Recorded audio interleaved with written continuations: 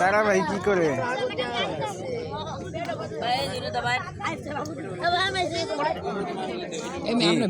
প্রশংসা সেই স্রষ্টার জন্য যিনি এই মহৎ নির্দিষ্ট উদ্দেশ্যের অধীনে সৃষ্টি করেছেন।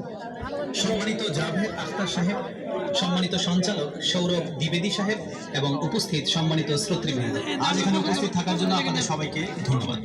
আজকের এই বিতর্কের বিষয় যেহেতু ঈশ্বর কি আছেন, তাই শুরুতেই একটি বিষয় স্পষ্ট করা অত্যন্ত জরুরি।